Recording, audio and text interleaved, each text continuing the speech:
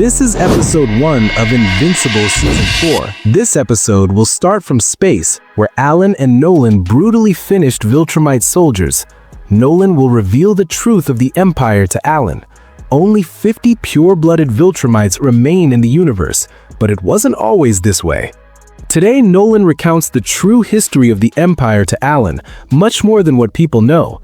The weak Viltrumites, it's true, were a violent race that valued strength above all else. To rid themselves of weakness, they massacred each other until they became the Viltrumites known today.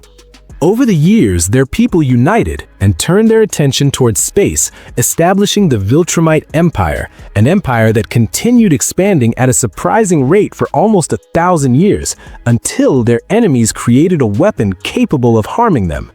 They had created a virus unique to their genetic code. The virus was devastating. It spread among the Viltrumites at an alarming rate. It seemed there was no way to stop it. The entire empire was in danger.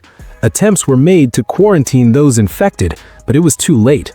Almost the entire population was infected with this virus they would come to know as the scourge virus. Those who survived the virus discovered how deadly its side effects were. There was a short period after the virus left their system where their strength and invulnerability were completely reduced, but they were the lucky ones. For decades, the virus eliminated Viltrumites. Each year, it claimed countless lives, either those who succumbed to the virus or those who were killed during the side effect that weakened them. In the end, they lost almost 99.9% of the population. They were on the brink of extinction. Miraculously, the Viltrumite Empire endured. Soon, reports would arrive that throughout the empire, expansion was slowing down. New plans began to be created, allowing a single Viltrumite to be sent to conquer a planet. Nolan's mission was part of this plan. Viltrumite dominion over the galaxy continued only based on the threat of the Empire's force. Reproduction with conquered races, something that had been forbidden for a long time, was now encouraged. This proceeded that way with mixed results, until they found Earth, until Mark was born. Nolan never revealed what the true motive was for conquering Earth, what made this planet so important. Human DNA is almost 100% compatible with Viltrumite DNA. The Empire's plan was to turn Earth into a breeding camp. The entire history of the Scourge virus was hidden, but never forgotten. Planet Viltrum, now isolated from all alien races, stands as a tribute to fallen brothers, a reminder of what they have lost to continue the quest for interplanetary dominion. But now Nolan sees this quest as a senseless purpose.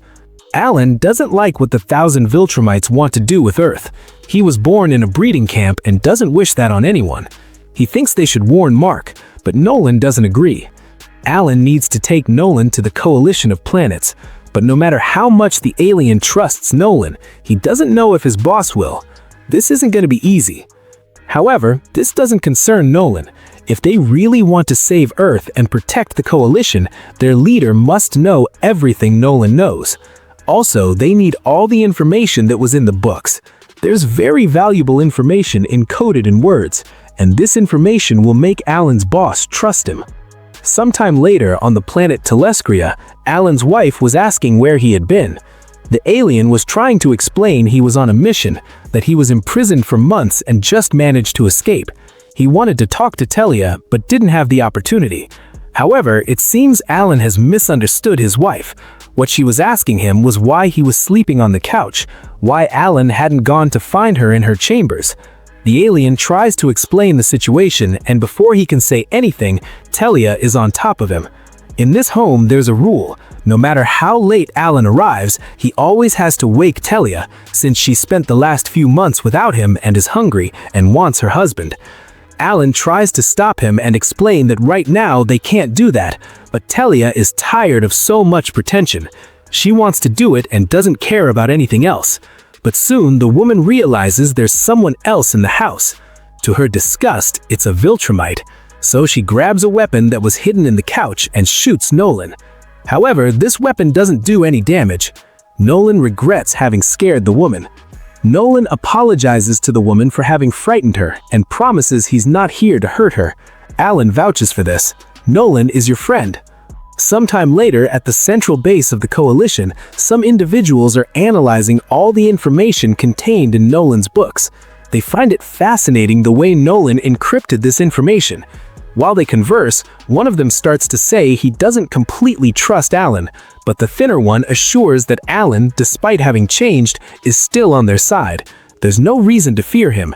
The other alien doesn't seem so confident. At the same time, Thaedus, Nolan, and Alan had been conversing.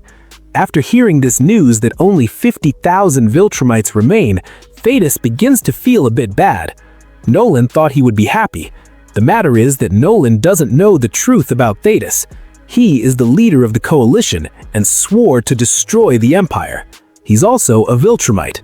Nolan doesn't believe it and asks him to do the beard pull. Thaedus has no problem doing it, but he already did it previously. Alan confirms it. He pulled his beard and only the mustache remained. This new information makes Nolan emotional. He always thought there was something wrong with him. All the viltrumites had always been loyal. He thought he was the first to rebel.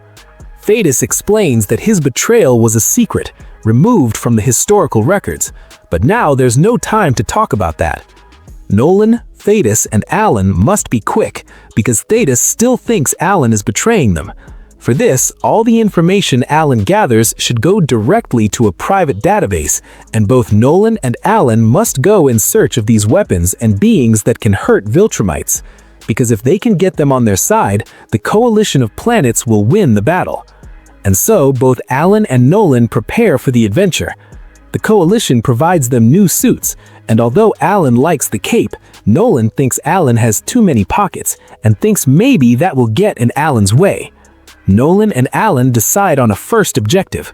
Alan is very close. Nolan wants to take it as a warm-up. On the way, Alan begins to taste his favorite food, what Nolan had never heard of, but seeing that it's creatures similar to worms, when Alan asks if he wants some, Nolan just says no. Sometime later, they arrive at their objective, the Boulogne Belt. 100 years have passed since Nolan was here, and it looks exactly the same. Alan asks Nolan to give him the information about his book.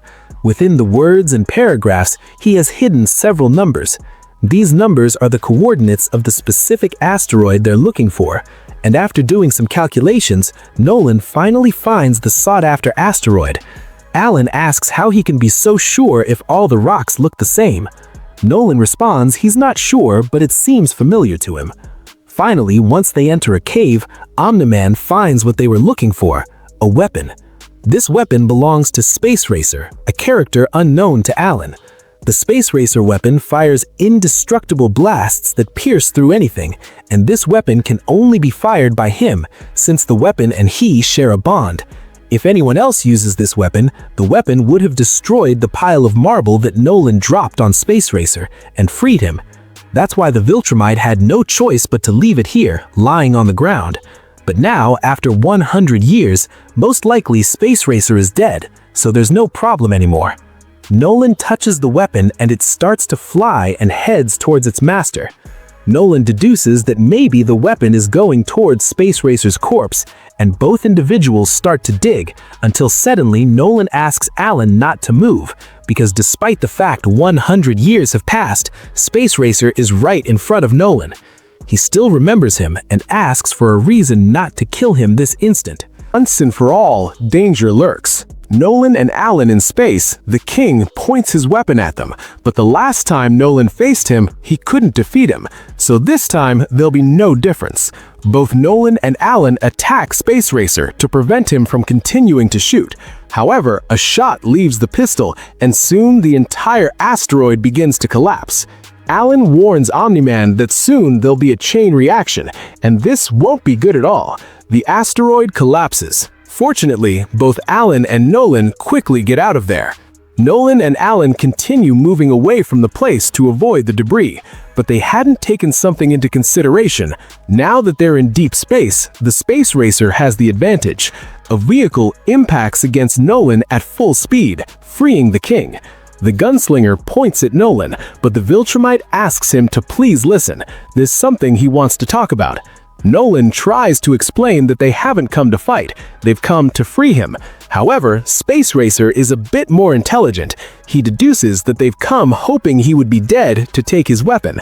Alan confirms this fact, and given that Space Racer holds anger toward Nolan, the member of the coalition intervenes. He agrees with the king. Sometimes Nolan is a jerk, and the truth is, they did come for the weapon.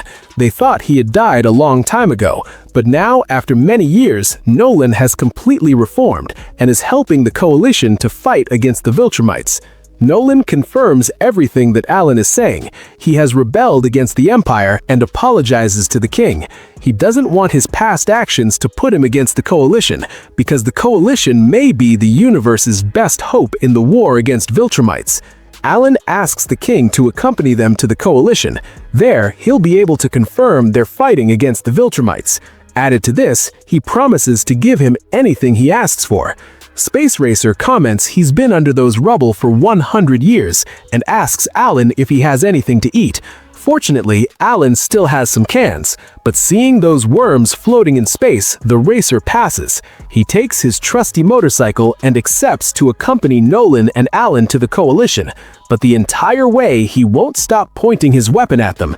If they betray him, he'll kill them. Nolan and Alan head back to the coalition, and even though they have a weapon pointing at them, they're happy with what they've achieved.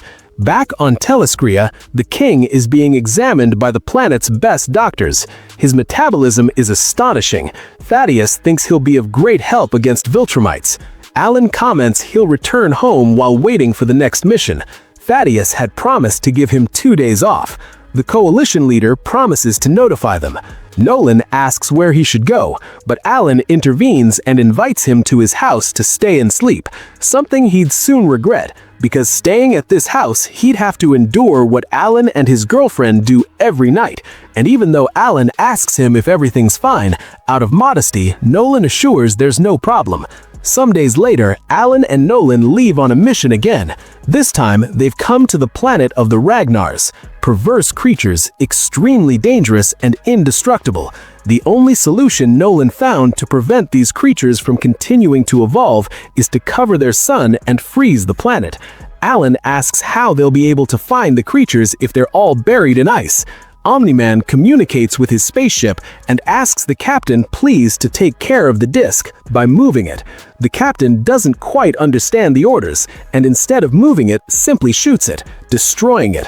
Now, the sun hits the planet directly, and in a matter of minutes, all these dangerous creatures will be freed. Omni-Man and Alan hurry to take some, but along the way, the ice starts to crack, and one of the Ragnars is freed. On the spaceship, they start to detect that Nolan's cardiac signs have duplicated. Most likely, there are problems. The captain tries to communicate with Omni-Man and asks what's happening. Alan responds that what's happening is that they're idiots who ruined everything. Now, the ice is melting and they're surrounded. The mission now is impossible to complete. Alan will get Nolan out of here immediately, but Omni-Man asks him to please retreat. He can fight the creatures on his own. He doesn't want to endanger Alan. However, it's too late. The Ragnars are already on top of Alan. The alien tries to stop their jaws. Omni-Man frees himself and goes to help his friend. Nolan comments these creatures eat viltrumite and are alive. The only reason Alan is enduring is because they're still recovering from the long sleep. With one blow to the Ragnar, freeing Alan, and asks him to retreat. The alien takes the opportunity and flies off the planet immediately. Nolan catches up with Alan. The alien asks Nolan to board the ship again, but Omni-Man is so furious that if he boards the ship, he'll destroy it. When the travelers return to base, they meet Thaedus. The leader thinks this hasn't been a total loss. At least they know the Ragnars are active. Maybe they can take some viltrumites there so they'll kill them. But he still doesn't rule out the possibility of capturing some to train them. Thaedus asks Nolan to understand that they won't always succeed. He possesses the same weak viltrumite blood and knows his species has a bad temper. The great control that Nolan has shown really surprises Thaedus. The leader apologizes because his people ruined the mission. Omni-Man asks him to not mention it, and he means it. Despite not having the Ragnars, Thaedus knows that in Nolan's books there are still more weapons, and tells both companions they still have a long way to go. The first stop is a planet where a plant called Klaxis grows. This plant is poisonous to viltrumites. It can't kill them, but makes them vulnerable. The problem is that the plant grows without control, and to cultivate it well, they need scribe beetles. These creatures eat the plant naturally, and from the samples they excrete, the coalition will be able to obtain poison. On the planet Thraxa, the leader of this population told Omni-Man and Alan about the Kree. He knows one who might help them. During the Invincible War, we could see one of them floating in middle of space. Nolan remembers the migratory cycles of creatures called space sharks. They're very dangerous and will help them in battle. Not all their trips bear fruit. There are some creatures that have already died, but on one of the most peculiar planets, Nolan obtains information on how to find Vardis. He's the prodigal son of this planet, the protector of this world. He gave them a utopia, but in doing so, became addicted to conflict. He's invulnerable and immortal. He left the world behind in search of adventures that dictate his unique abilities. And between adventure and adventure, Nolan keeps enduring living with Alan and his girlfriend. Alan's girlfriend wants Omni-Man to leave the house. Months have passed. He should have his own home. Alan promises to ask Omni-Man to move out next week, and after this, they return to the bedroom to keep making noise. Weeks later, when Omni-Man already has his own apartment, he's talking alone with Thaedus. Despite all the weapons they've been able to collect, despite all the new allies, Omni-Man still has doubts. He thinks it won't be enough. However, for some strange reason, Thaedus doesn't have the same doubts. He thinks it's time to attack. He orders Omni-Man to go to Earth in search of his son, and detects that anyone else who can help them. Thaedus promises to find more individuals who can fight against the viltrumites, but there's something he has to reveal to Omni-Man.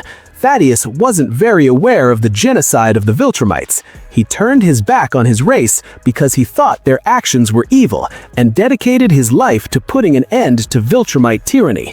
He wants to end this era of violence and fear, but never knew the extent of the damage it would generate within his race. Behind this door is Thaedus's sin, the worst thing that has happened to the viltrumites, and what made it possible was the coalition leader's genetic signature. The virus is Scourge, and now Thaedus has done it again, but this time it's an improved version.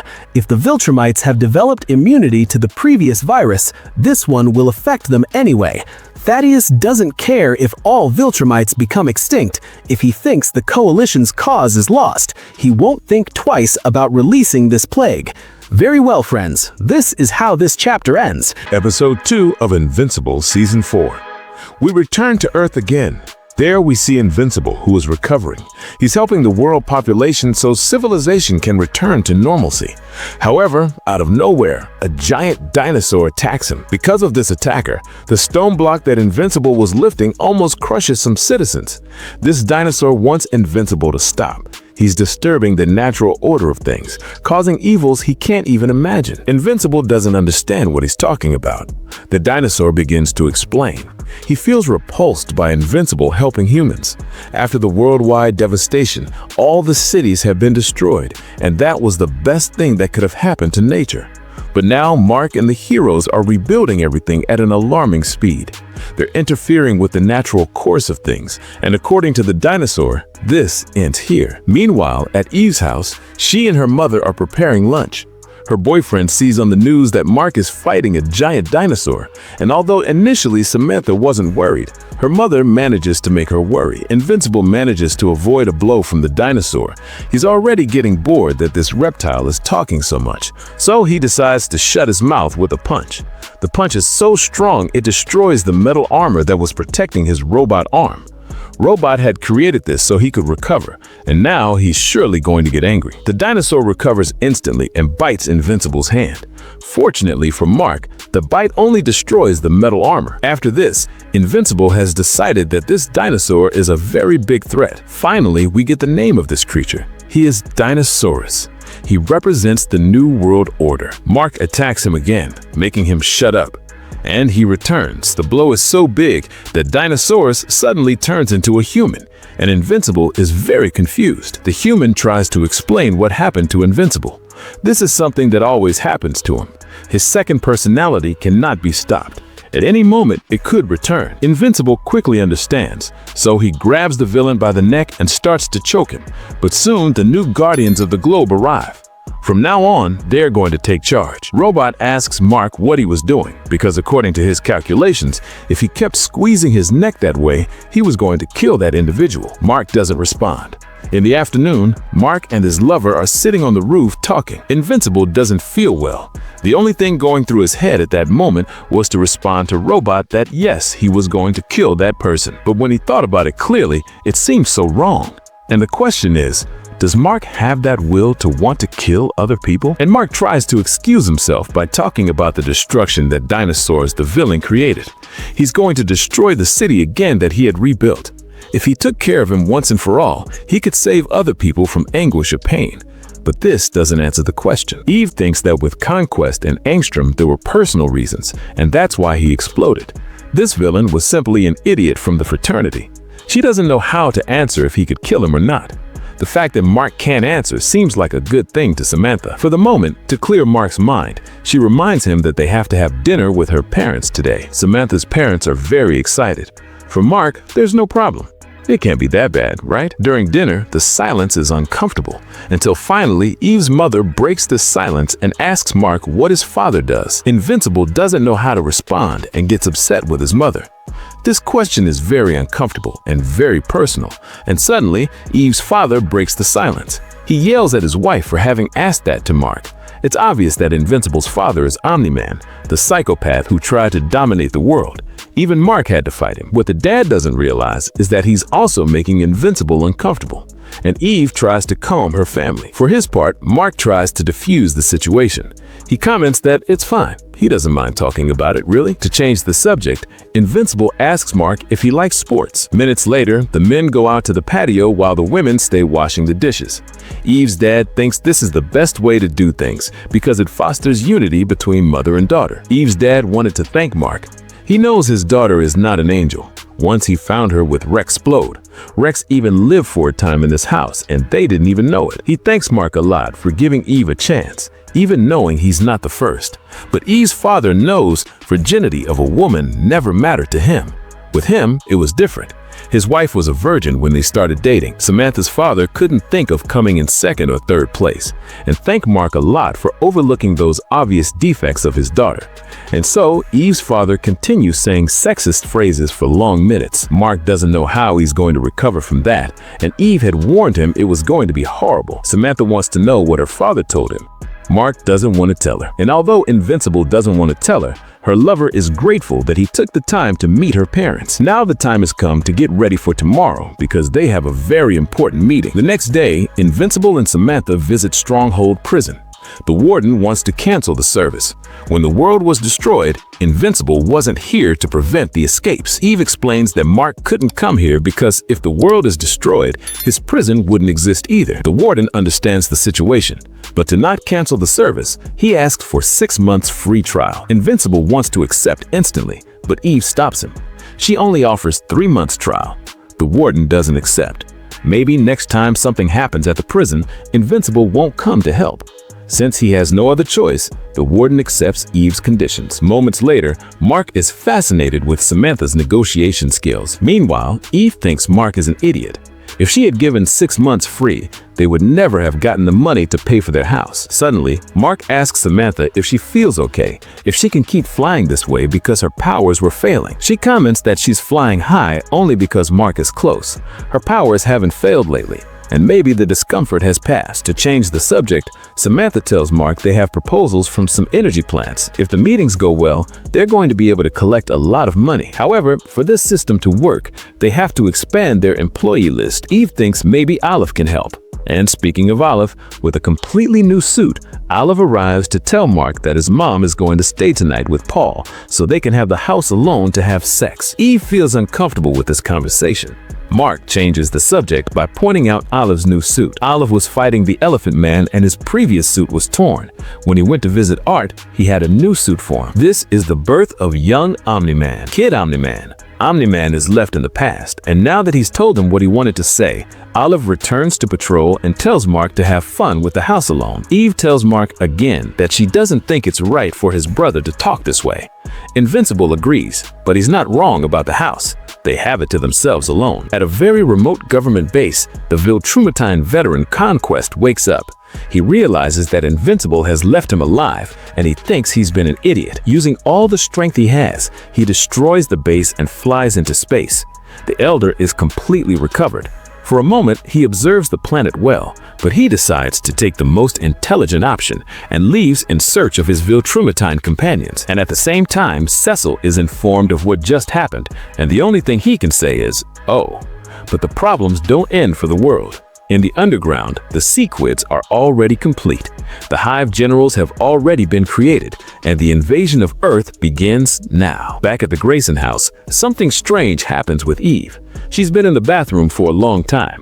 Mark thinks maybe she has a stomachache, but when he goes to knock on the door, she yells at him to leave. Invincible apologizes for bothering her and then leaves. But what he doesn't know is that inside the bathroom, Samantha has a pregnancy test in her hand, and it's positive. Traveling through space is Universa, the warrior princess. She comes from a distant world and has come to Earth after traveling for miles. She's an extremely deadly and ruthless character, and she won't stop until she gets what she came looking for. Unfortunately, the population of this planet is in grave danger, but not specifically because of Universa. The sequid invasion has begun, and this is a bigger problem. Currently, the hive mind plans to absorb the entire human population. Humans are accustomed to enemy attacks, however, they've never faced two threats at the same time. Universa descends from the skies and falls very close to a nuclear plant. It seems this is where she's heading. At the Grayson house, Mark keeps wondering why Eve has been distant since the night before. She responds that she's tired and worried about her powers. Suddenly, Eve's phone starts ringing. It's a client. She answers hastily. It seems there's an attack at a nearby power plant. The plant representatives affirm that if Invincible can stop this, they're going to sign a 5-year contract with him. And before she finishes saying this, Invincible has already put on his suit and tells her to come with him. But Eve isn't very sure about doing this, especially because her powers are failing. But because Mark is going to be present, she thinks everything will be fine. The couple flies out the window, and at that same instant, Debbie was arriving to tell Mark about the plant attack. At the same time, Universa is attacking all nearby humans. It seems she has come because her planet suffers from hunger. She needs all of Earth's energy. One of the scientists tries to explain that they don't store energy directly here. They generate it and send it for use. They don't have a practical method for Universa to take what she wants, but this scientist doesn't know the abilities of Universa's staff. At that moment, Invincible and Eve arrive. While Mark deals with Universa, Eve proposes to clear the area. The invaders start shooting laser beams that Invincible dodges easily. Mark approaches her and grabs her staff, but Universa repels him and throws him against one of the walls. Mark asks her to surrender, and all he needs is for them to stop hurting people. Invincible asks Universa if it even crossed her mind to ask to borrow some energy. It wasn't necessary to attack humans. The warrior only explains that her world is 8 times larger than Earth. The amount of energy she needs would leave this planet completely dry. Knowing this, and that there are no more ways to reason with Universa, Invincible is ready to fight. Meanwhile, the sequid invasion continues, but soon the Guardians of the Globe arrive. Robot has developed 3 bracelets that possess the same technology they used to face the sequence before. Added to this, a force field has been raised that encapsulates the hive. Now all the Guardians have to do is work as a team and work fast and save all the people they can. Grid is directing the team. However, the hive explains that it's impossible to stop her. There are too many humans they can hurt. They're unstoppable. The only thing they're doing is delaying the inevitable. At the same time, Bulletproof is teleporting the saved people outside, and Monster Girl faces the Sequits head-on. Her skin is so thick they can't pierce it. The Hive continues getting angry. It keeps threatening the heroes. Back with Mark, the fight against Universa isn't going very well. The beams from this staff are very powerful. Unfortunately for her, Mark isn't willing to give up, so he gets up again and resumes combat, connecting a good punch against the invader. And despite this punch putting her on her knees, Invincible doesn't feel very comfortable. He doesn't like hitting women. This was one of the things he wanted to ask his father, but didn't have time to do. How do you deal with female villains without hurting them too much? Because Mark keeps talking and talking, Universa silences him with another beam. Mark has received so many impacts from this beam that he's starting to feel comfortable with it. Invincible asks what the hell that staff is, and Universa begins to explain that this is the staff of leadership. It has passed from ruler to ruler for thousands of years. It emits a very potent energy pulse. With a single beam from this, it can devastate entire cities. Universa continues attacking, and Eve can barely withstand the constant impact. But to save him, Eve appears, hitting Universa from behind. She won't allow them to mistreat Mark. However, her luck runs out because at the worst moment, her powers begin to fail. Eve asks Mark for help and explains that her powers are failing. Although Mark is a little stunned hearing Eve's voice, he gets up immediately and uses his body as a shield to protect his beloved. The blow has been hard. Invincible lies on the ground. Slowly, Universa approaches them. The invader doesn't want to end Eve's life, but there's too much at stake, and she's getting in the way. Suddenly, Invincible gets up and rips the staff from Universa. Upon touching it, an energy discharge goes through Mark's body, taking him out of combat. The invader explains that only the leaders of her race can carry the staff. Anyone else who touches it will be annihilated. Then something catches Universa's attention. It's Eve, who takes her by surprise again with a big punch to the face. Universa is out of action. Samantha didn't think the punches would work. Mark thinks maybe Universa's powers were in the staff. After this combat, he's ended up a little dizzy. It's at this instant that a portal opens and Cecil goes through it. Cecil explains to Mark that the Sequits are attacking. The Guardians of the Globe are at the location. Invincible thinks that if they've been deployed, then there shouldn't be much of a problem. Mark wants to know how bad things are, and the answer to this is very bad. The hive mind has overwhelmed the Guardians of the Globe, and according to her, this has been a piece of cake. Comment your favorite part from this episode below. I want to know what shocked you the most. Episode 3 of Invincible, Season 4. I'll do anything to stop that from happening again. In the center of the city, the hive mind has defeated the Guardians of the Globe too. Livingston is delivering his monologue, declaring that the reign of the Sequits begins at this very moment. But what he hasn't noticed is that all of this is a distraction. Robot is using his suit to block the exit of a sewer and is using his human body to sneak inside. The other Guardians are standing by, awaiting his orders. What Rex wants to do is find an evacuation route for the civilians, but soon his plans will have to change drastically, because when the hive mind turns around, Invincible is right there to shut him up. Mark's powerful blow disorients the hive mind and separates it from the other Sequids. Invincible wants to know how the hell these creatures came back, but he soon finds himself surrounded by hundreds of their bodies. The hive mind is offended. It's going to take more than a tackle to bring Mark down. Mark claims he only wanted to get its attention. He also asks again how the Sequids returned to Earth. Did the Martians send them back to attack? The hive mind explains that they hid inside the body of Roz Livingston. The one responsible for the Sequids being here is Invincible. Mark then asks what their objective is, to take over the planet, perhaps conquer everything and then attack Mars for revenge. The hive mind assures that if that is the plan, then Invincible has bad news, because that is not going to happen. Mark claps his hands powerfully and sends all the Sequids flying, freeing himself at the same time. Robot gives the signal, and all the heroes begin fighting again. Invincible thought he was going to have to do this alone. He thinks it's great that the heroes had been pretending. Britt orders the team members that while Invincible is distracting the hive mind, the others must save the civilians. So the fight between Invincible and the Sequids begins.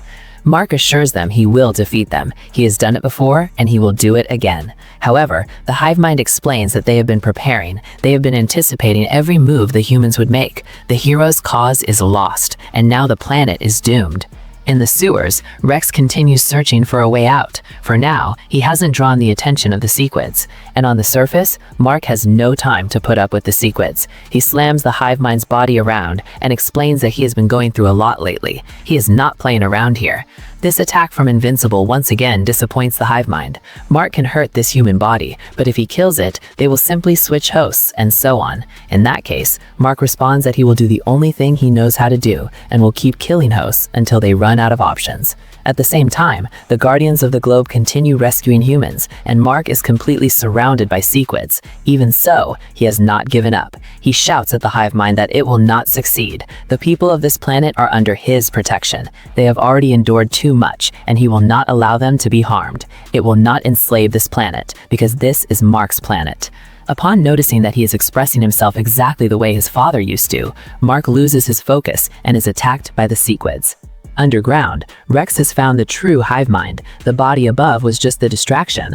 Rex tells it that this fight is over. However, the Sequids are not going to give up. A swarm of Sequids falls upon Rex. Meanwhile, on the surface, April receives the signal that everything is clear. Only a few humans are left to teleport. After this, only the heroes will remain inside the dome to fight freely. Bulletproof saves the last nearby civilians, and then everyone begins going through a portal. Back underground, Rex frees himself from his secret prison using his technology and teleports along with the last civilian. In parallel, Mark continues crushing Sequids, and the hive mind still has not given up. It remains very confident that they will conquer the planet, but Invincible tells it that it hasn't been paying attention. Meanwhile, the Guardians of the Globe are finally free and are going to help Invincible. According to Robot, the last available host is Roz Livingston. They just need to force it to expel all the Sequids, and this battle will be over.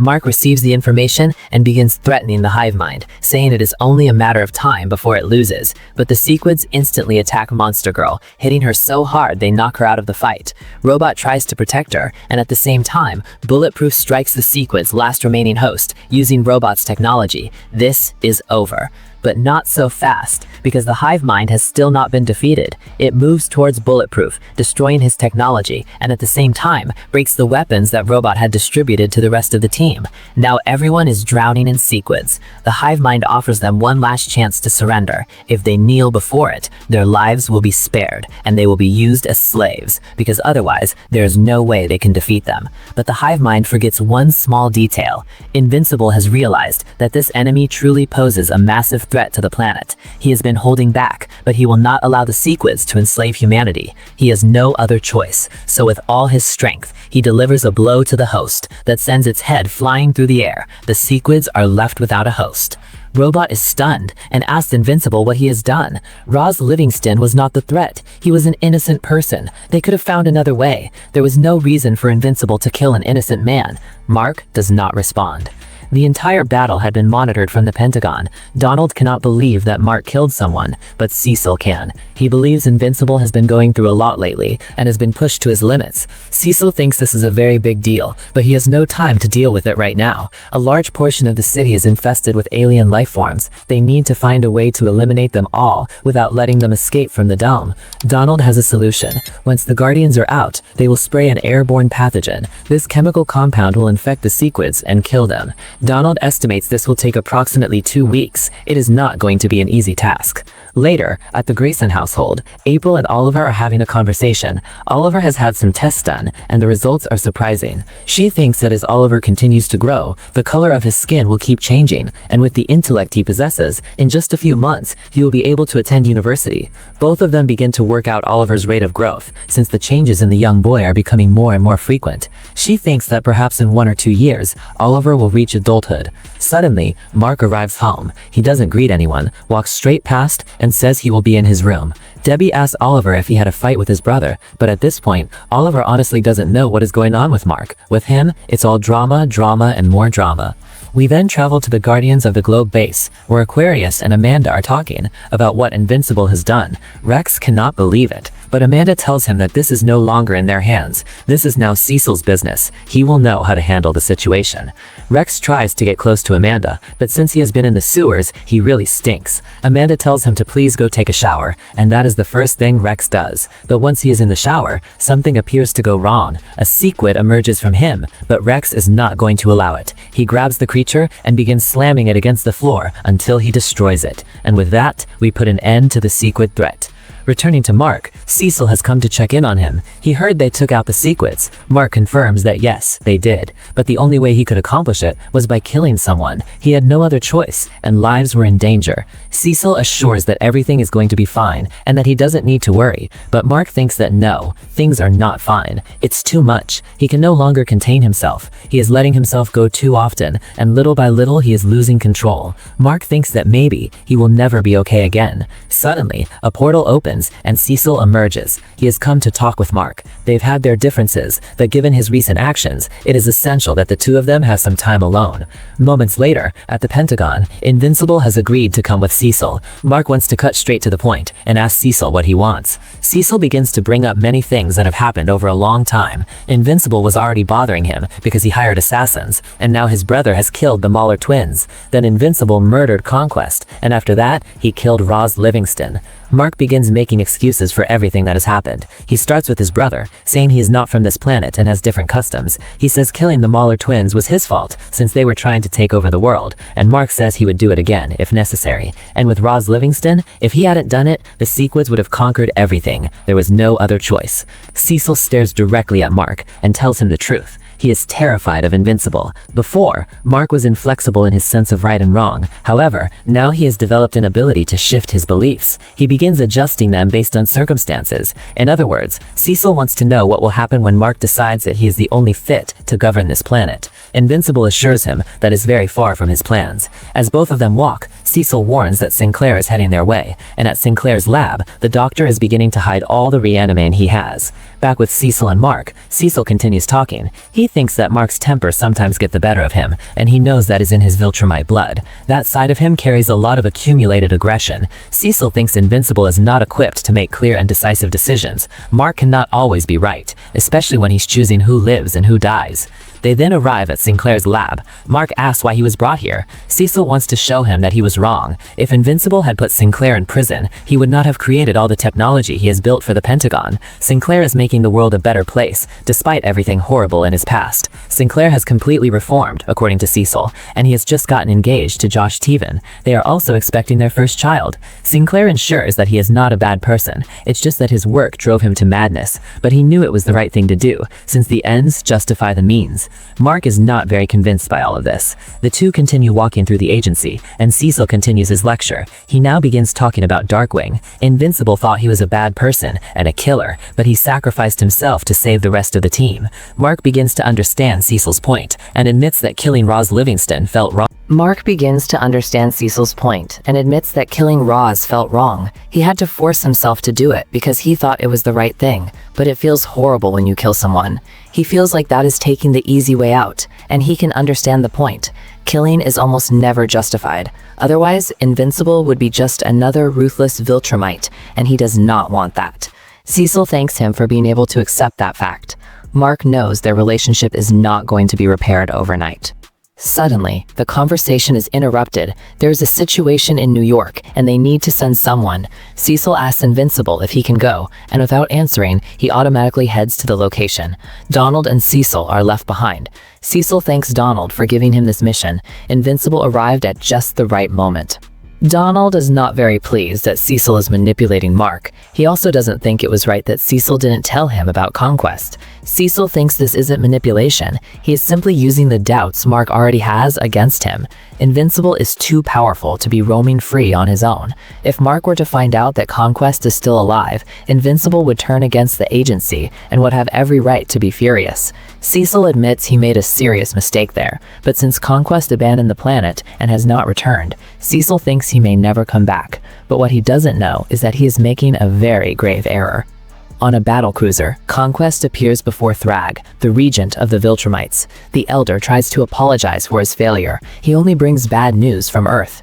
Thragg responds and tells Conquest that he is nothing but an animal, and what use is an animal if it does not obey its master? Thragg had ordered him to eliminate Nolan's son and to secure the planet for the arrival of the Viltrumites. Neither of those tasks was completed, and if he couldn't accomplish that, then what use is Conquest? That is what Thragg is asking. Conquest begins making excuses. He underestimated Invincible and chose to play around with him, but the Elder asks the Regent to please remember all the years he has served him. He will never be careless again. Conquest begins to beg Thragg. The Regent of the Viltrumites gives him one last chance. They have discovered that the coalition of planets is going to recruit Nolan's son. Conquest must go and stop them. He must make sure that none of them are able to return to the coalition to join the fight. We then return to Earth, where William and Samantha are talking. She has told her big problem. She is pregnant, but does not want a baby. This is the first time she has told anyone. William cannot understand what is bothering Samantha so much. After all, Mark and she love each other. However, the girl thinks she is too young to be a mother. She is also not married to Mark and does not feel ready to have a baby right now. Her powers are going haywire. Mark is busy everywhere, fighting new threats every single day. As Invincible, how could he be there for a child? What kind of father could he be? Samantha does not see Mark stepping away from his role as a hero at this point. He is very unreliable right now. William asks Samantha why she is telling him all of this. She responds that with everything going on, she hasn't had time to tell Mark, and she has no one else to talk to. She finds it very sad that the closest thing she has to a friend is William, and this offends William greatly. We return to the Grayson residence again. There, Oliver is eating cereal. Lately, he has been very hungry, perhaps due to his rapid development. Debbie is also there and mentions she is going out with Paul. Oliver needs more cereal, but she won't have time to go buy it. Debbie advises Oliver to go buy it himself. However, Oliver is lazy. The boy asks Debbie how things are going with her and Paul. Debbie begins to explain that things are still not serious, and that deep down she doesn't feel very comfortable, but she quickly realizes she is sharing very personal things. Debbie tells Oliver that he should go look for his brother. Mark might need help. Oliver suggests he didn't say anything wrong. However, Debbie explains that is not the case at all, but he really should leave the house and go find his brother. He surely needs help with whatever he is doing. Oliver mentions that Mark and Eve spend all their time together. If Mark is doing something right now, he most likely doesn't need help. But we go to where Mark is. He clearly does need help. A giant dragon is chasing him. Once again, he has ended up in the middle of a gang war. Eve tells him he didn't have to get involved. Several villains working for Titan are attacking the dragon. This will give Invincible enough time to interrogate Titan. The villain begins explaining that this is a dispute over his territory, and that it would be better if he didn't interfere. However, this is not enough information for Mark, so he slams him against the wall and tells him to talk. Titan begins telling his story. He was sponsored by a criminal organization called the Order until he decided that being part of it was too costly and that he didn't need them. That is why they are now attacking him. Invincible asks if the dragon has any kind of weakness, but soon Isotope appears, saying they found what they were looking for. Then Isotope grabs Titan and teleports away. Invincible is furious. All of this feels like a joke to him, so to take out his frustration, he flies up and attacks the dragon. Soon, the villains who are initially helping the dragon begin to leave, and in a moment of distraction, the dragon strikes him. The dragon begins telling him that this is none of his concern, and that if he is a smart boy, he should get out of here. Unfortunately for this creature, Invincible does not give up easily, and just as Mark begins to prepare to fight, the dragon disappears. The reason is that Isotope found the body of the criminal leader, and the villains are now fighting his bodyguard. At that moment, Invincible finds them, just as Isotope is striking the elderly man. Invincible charges at Isotope, but he teleports away. The ones who receive the blow are the other villains. Mark wants an explanation for why Titan is killing elderly men. Titan begins to tell him that he was the one who was attacking. The dragon was an astral projection of Isotope. To Titan's bad luck, Invincible's patience has run out. He thinks Titan is lying. He will not be fooled again. The last time he tricked Invincible into defeating Machine Head, Titan did not turn good. He became the leader of a criminal gang, and now not only has he attacked an elderly man, but they have destroyed the city. Mark begins to squeeze Titan's neck to the point where his rock armor starts to shatter. The villain cannot breathe, and just before Mark delivers the final blow, Cecil appears. The Pentagon leader tells him to stand down. That is enough. He will take it from here. Since Mark could not fully unleash his anger, he leaves the scene very furious. After flying for a moment, Mark arrives at Art's tailor shop. Art is always good at listening to Invincible's problems, so he begins to open up. Invincible feels like he has changed. He thinks he is becoming more like his father, which Art doesn't think is entirely bad, since Art still believes Omni-Man is a good man. His methods are the only bad part. The fact that Mark resembles his father is not necessarily a bad thing. However, Invincible tells Art that he is not resembling him in the good parts, and because all of this has been happening since he changed his suit, he is starting to think this costume is a curse. In just a few months, he has watched cities around the world being destroyed. He has spent time digging up corpses. He has seen more death than he can bear. Then Conquest arrived and made things worse. He watched his girlfriend die, even though it wasn't actually real. For a moment, it felt like it. Lately, Invincible has been going to extremes. He has even killed a man. He did it to prevent the deaths of everyone, but it feels wrong, and today he almost did it again. Since he opened that door, he doesn't know if he will be able to close it. His temper is getting the better of him, and it is hard to contain. He can no longer stand looking at himself in the mirror. Mark is feeling like being invincible has been a mistake. Art tells him that's nonsense. The fact that he is sitting here questioning his own actions is proof that he is a good man. Perhaps he has lost his way, but he recognizes it, and many people never get to do that. What Mark is doing right now is a job that brings a great deal of pressure and exhaustion. Art thinks if Invincible no longer wants to wear that suit, then he doesn't have to. The tailor cannot undo what Invincible has done, but if he wants to go back to being the man he was before, Art can help him look like that man again. After this, we see Invincible flying through the air in his old suit. Mark arrived at home, and Eve was waiting there for him. She was worried. She saw him on the news, and she thought he wasn't going to come home early. She also didn't know he was looking for a new suit. Invincible explains he went to see Art. They talked about his recent struggles, and how he wanted to take a few steps back. For Art, that meant a change of suit. Samantha thinks this is a good change for him. She notices he seems different. She also assumes the talk with Cecil went well. Invincible tells her yes, it went fine. Cecil's lecture was justified. Cecil was worried about his actions, and Invincible has grown tired of killing. It's too easy, and now he is convinced that is not the answer, even if it prevents future attacks. Samantha thinks this is the best choice, and feels as though Mark has returned to being himself. Invincible feels it too. He feels good now. Even though this suit is very similar to the previous one, Art made some small changes. They are small changes, but Mark doesn't mind. Invincible invites Samantha out to eat, a quiet evening, and she accepts. But before that, the girl wants to speak with him seriously about something. Mark asks what has happened, but their conversation is soon interrupted. From the sky, Omni-Man and Alan descend. Mark's father asks for Invincible's help. He needs his son right now, because a time of war is approaching. Episode 4 of Invincible Season 4. We begin with Invincible coming back to his classic suit while fighting against the Flaxian armies. This is already the third time they have attempted an invasion, and Invincible thinks this has to be some kind of joke. Suddenly, Mark's phone starts ringing. Eve is on the other end of the line and asks him to hurry up, but he tries to explain to her that there is an invasion happening on the planet right now, at this very moment. Eve needs Mark at a shopping mall because it's a very important client. While they argue about it, the rest of the Guardians of the Globe watch Mark floating on the battlefield, talking on the phone.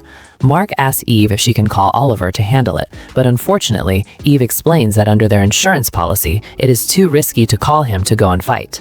Invincible insists again. He cannot abandon this situation. The world is in trouble. On top of that, he is a little upset because today is supposed to be the day Mark leaves the planet, and Eve has not found any replacement for him. Eve explains that she had a lot of things on her mind, but will take care of it soon. On the other side of the battlefield, Britt is talking with Robot. He thinks they need to find the portal through which the Flaxians are coming through. However, Robot has another solution. The same solution as always. These creatures age rapidly in this dimension, so they need to find out what is blocking the aging effect. Britt would love to do that, but there are tanks deployed everywhere, and they need to deal with them somehow. Robot already has a solution for this, as he has deployed a much larger version of himself that is taking care of all the Flaxian machines. Rex is inside this robot, and manages to destroy some of the Flaxian army vehicles. As he does so, many of the soldiers nearby start to age, and that is when Rex realizes what is happening. The robots emit a distortion field. They simply need to destroy these vehicles. The Guardians of the Globe get to work on this.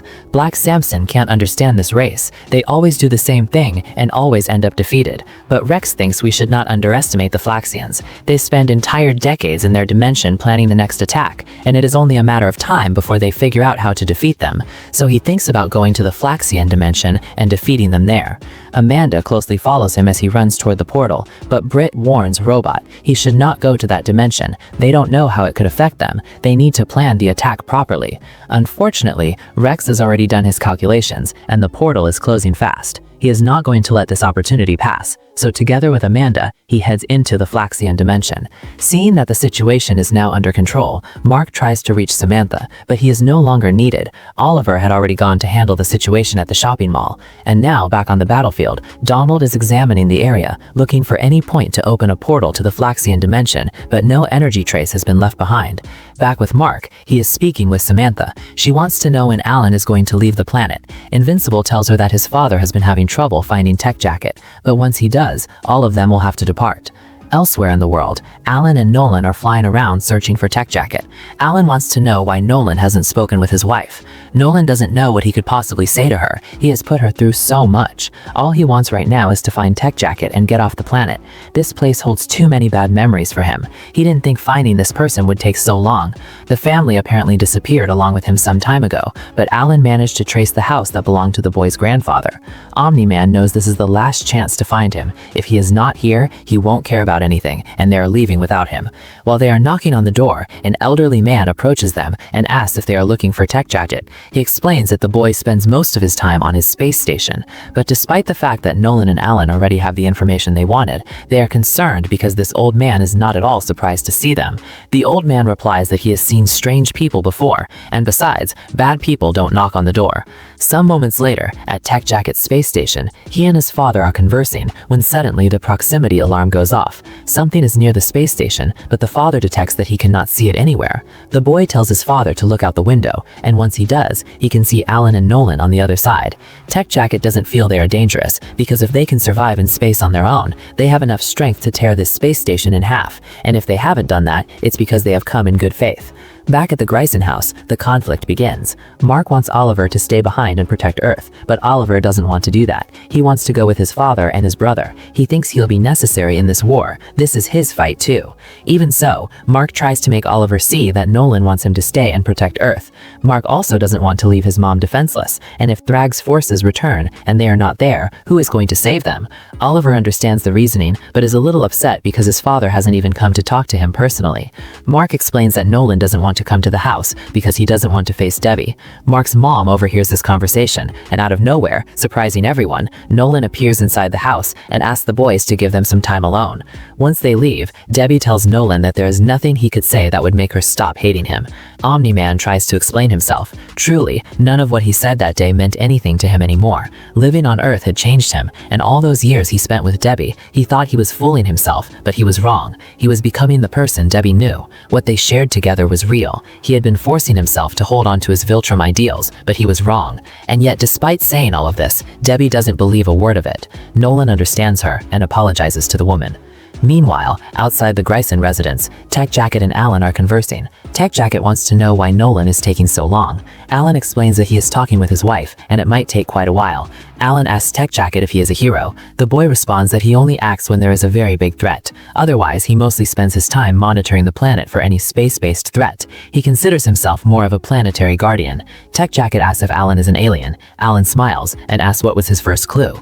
Back inside the Grayson house, Omni-Man wants to talk with his son Oliver. He asks Mark to leave them alone. Oliver was worried that Nolan wouldn't recognize him, but how could he not? He has been missing him greatly, and now seeing how grown-up Oliver has become gives him a deep sense of nostalgia. Nolan wants to know everything Oliver has learned on this planet. The boy doesn't know where to begin. Seeing his son, Nolan has changed his mind. He wants to spend more time with him, so he invites Oliver to come along to the war. On this journey, he can teach him many things. Oliver doesn't think twice before accepting. While his father and brother are talking, Mark has traveled to Samantha's house to let her know that now is the moment the two of them must separate. After sharing a moment of farewell together, Mark starts telling Samantha that he is sorry for having to do this, for leaving her behind, for going to risk everything in space, for giving her so many worries. He never wanted to drag her into this kind of life. However, her girlfriend tells him she wants to be with Mark, no matter what that entails.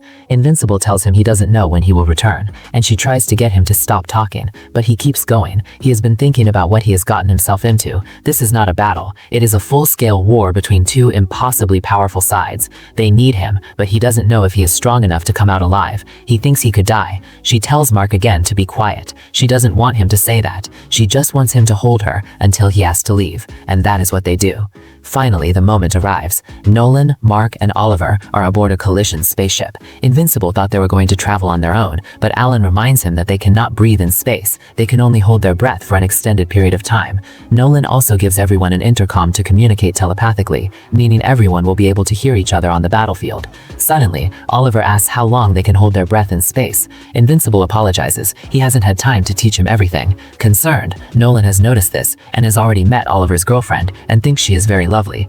Days have passed, and now Tech Jacket, Oliver, and Mark are in the command cabin. They were about to go crazy from boredom and needed to see something different. At that moment, a red alert goes off. There is an object on a collision course with the ship. It is moving too fast to avoid. Alan and Nolan have also noticed this. Suddenly, the entire spaceship explodes. The command cabin initiates a special protocol. When the ship is destroyed, the bridge is ejected as a backup vessel. The problem is that neither Nolan nor Alan were in the cabin. They stayed in the part of the ship that exploded. So Mark, Tech Jacket, and Oliver head out into space to find them, but what they encounter out there takes Mark completely by surprise. Conquest, along with two other viltrumites, was waiting for them. Conquest slowly approaches Mark. He is grateful to be able to see Mark again, but this time he has new orders to massacre him and everyone around him.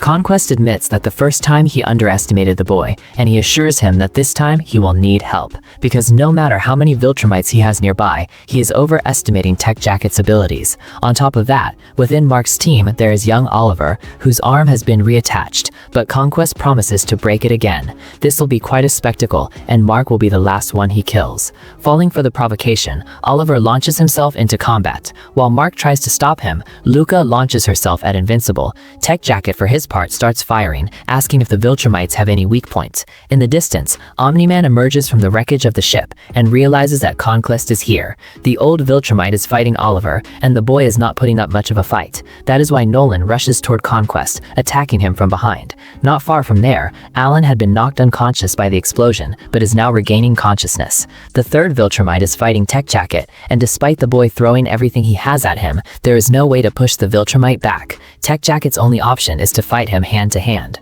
Back with Conquest, the old man grabs Nolan by the head. This is his lucky day. He cannot believe he will also get to kill the traitor. Conquest acknowledges that he has to give Nolan credit for one thing. His son is a strong man. He should be proud. The old viltrumite hits him in the nose, and Mark, who manages to break free from Luca, rushes to help him. Omni-Man warns him to be careful. However, Invincible has already fought Conquest before. He thinks he can handle this. Mark starts punching the old man's face over and over again, demanding to know why he is still alive. He killed him. He watched him die. But despite Invincible hitting him hard, Conquest manages to counterattack and tells Mark he is not as strong as he thought. That is why he didn't kill him before, but now the time has come to end this. Once he finishes with Invincible, he will return to Earth and destroy everything.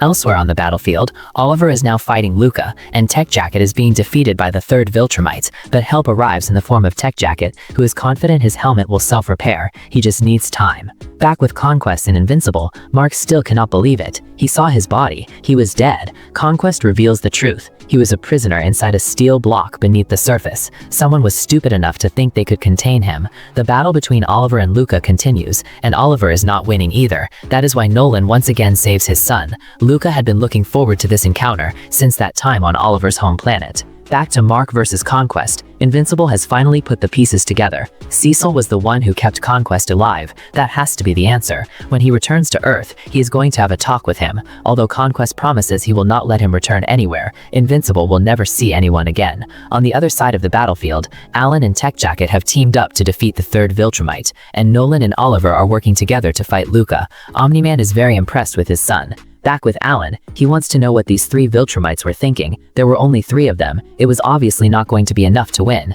Alan wants to know why they thought they had any chance at all. The answer he was looking for soon appears on the field, a viltrumite battlecruiser, from which ships begin to emerge. Now Mark and his friends are being overwhelmed. Both Alan and Nolan understand that things have gotten serious. They need a new battle plan. They must find cover. They cannot face these forces head on.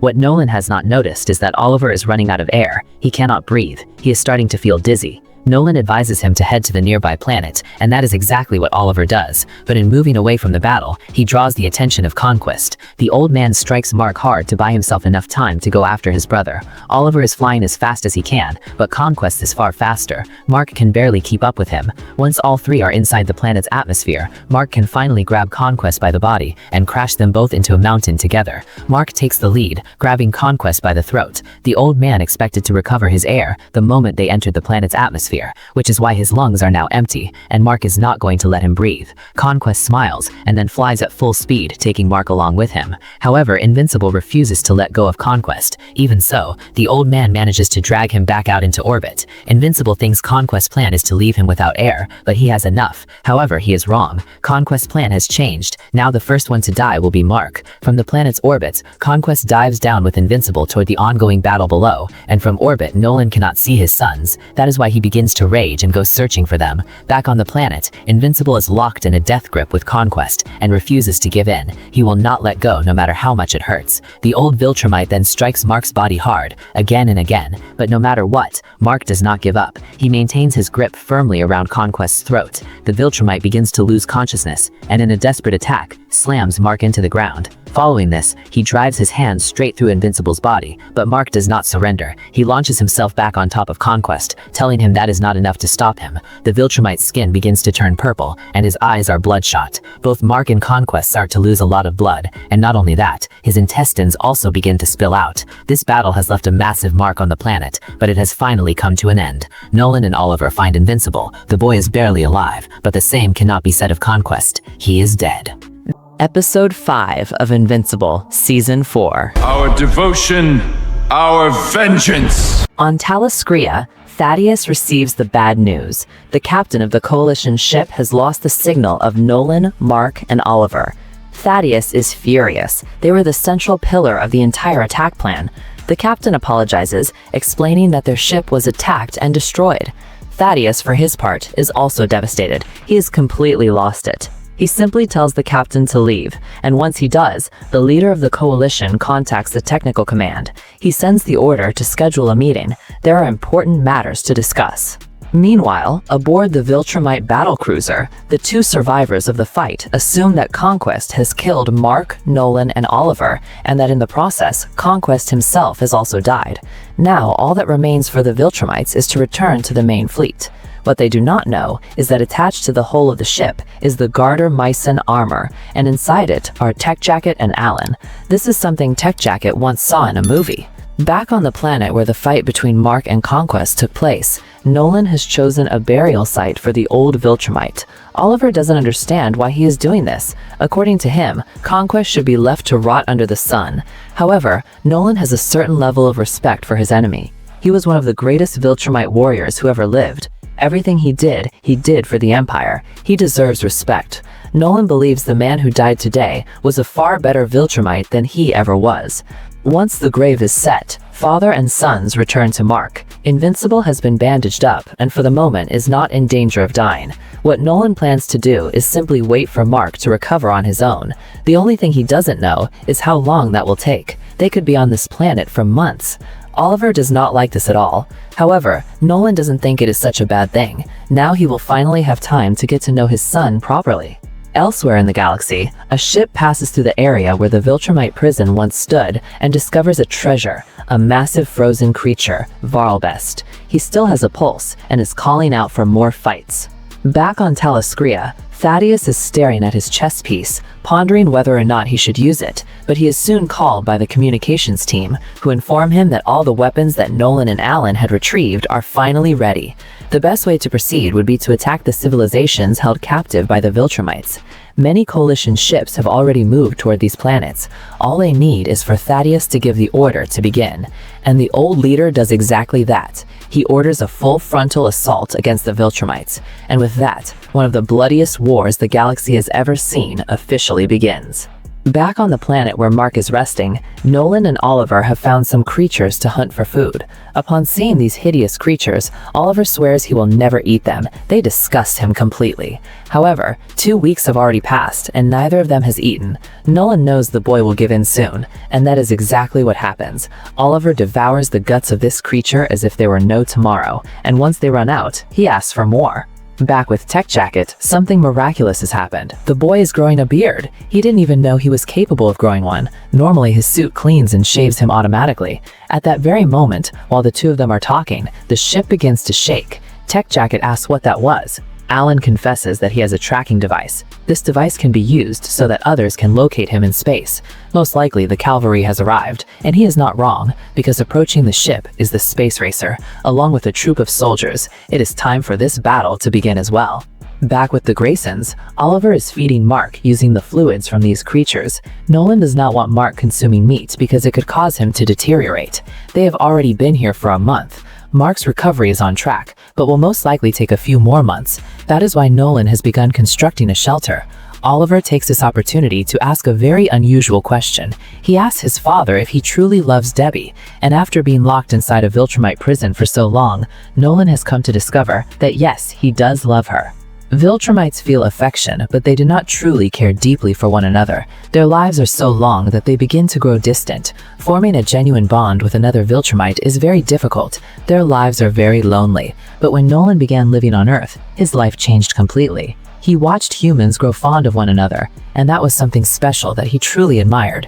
In the beginning, Nolan was just an observer, but soon he grew genuinely attached to Debbie. Now he wonders if he chose her at random, because back then, he knew it was the only way. He couldn't truly care for such a fragile creature, and yet he felt a real connection with Debbie. They had Mark. They raised him as a human.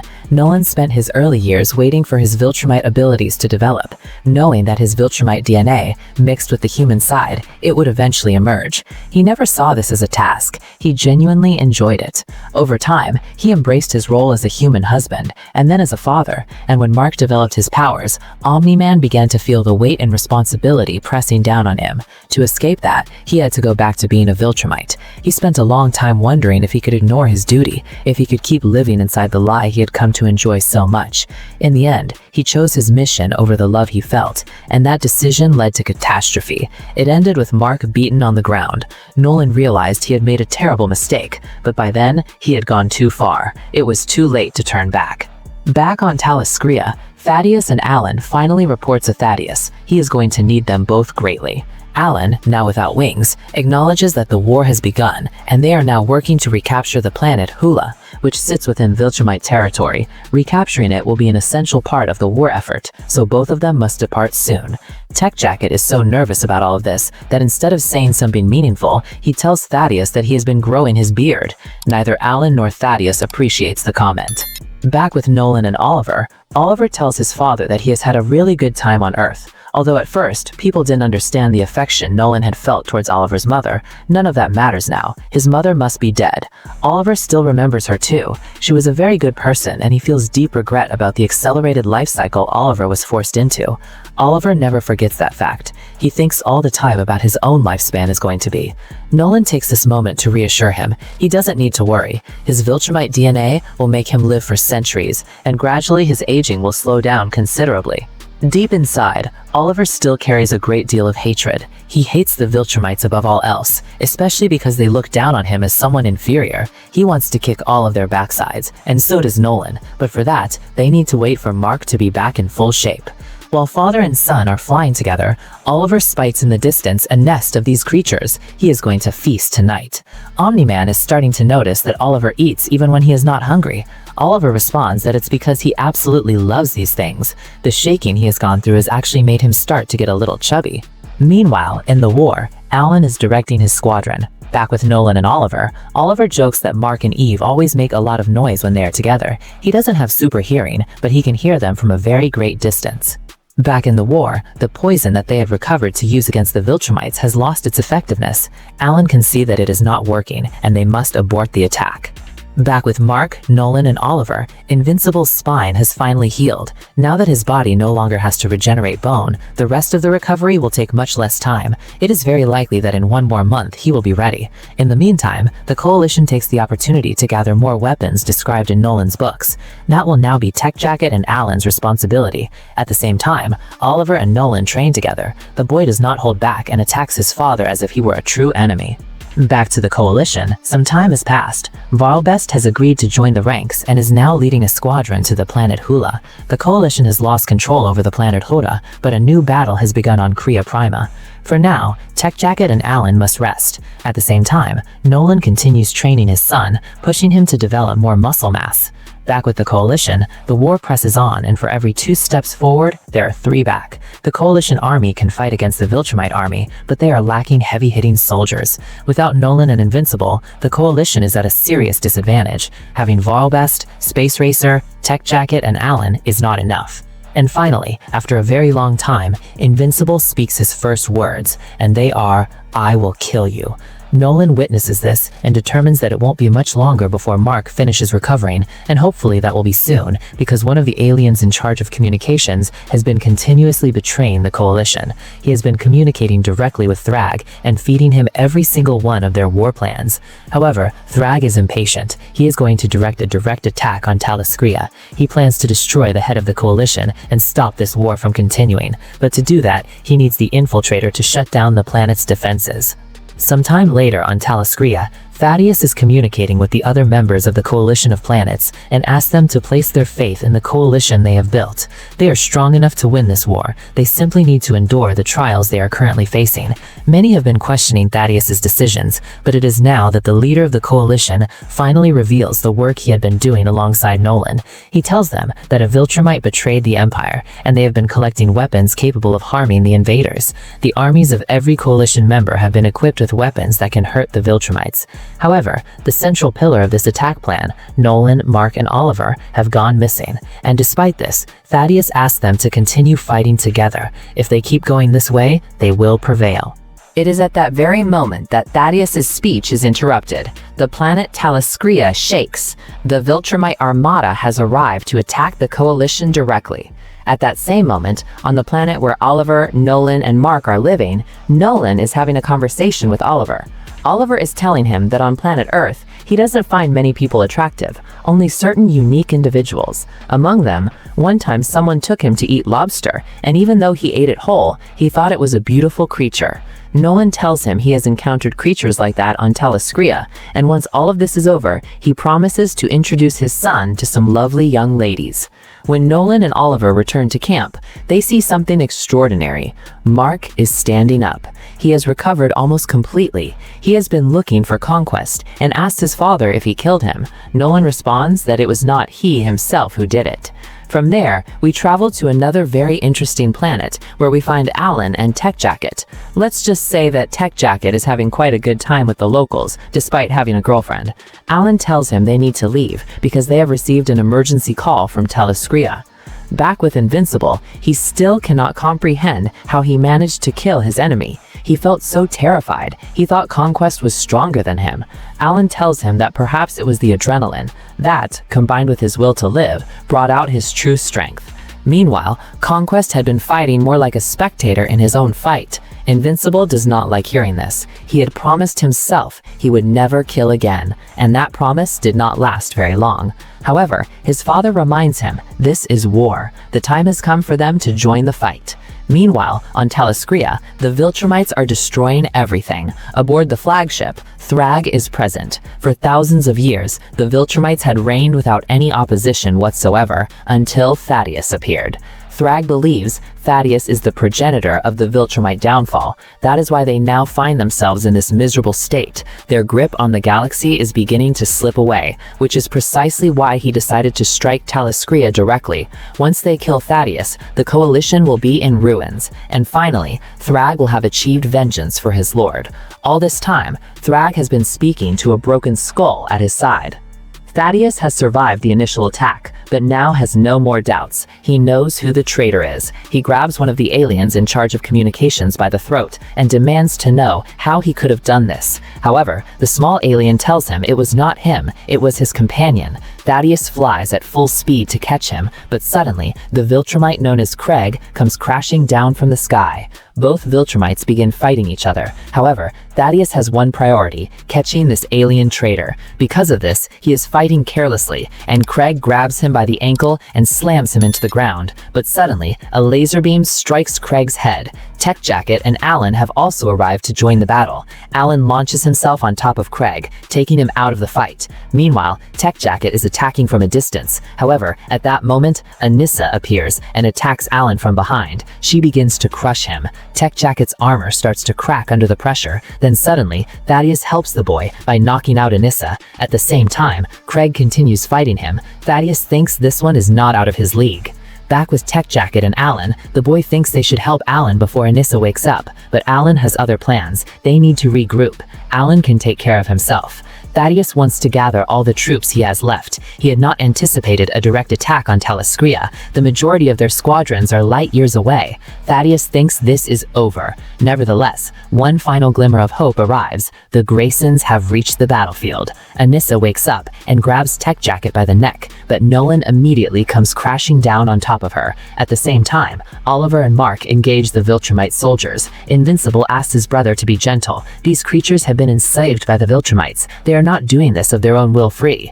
Thaedus approaches the boys and asks them to please clear the area. However, Mark wants to do something first, and for that, he's going to need his brother's help. Both of them start flying very high. Invincible gives the instruction to Oliver to close his fists and hold them out in front of him. Both brothers punch straight through the viltrumite's main battlecruiser. Thragg's ship begins to shake violently. Thaedus cannot believe what Invincible and his brother have done. They need to get out of there immediately. But Mark is not finished. With the help of Alan, Tech Jacket, and Oliver, they begin pushing the ship out towards space until finally it reaches the orbit of Thalascria. And in the infinite void of space, Thragg clutches the skull of his ruler and swears to destroy every single one of these people. But now is not the moment. He cannot risk it.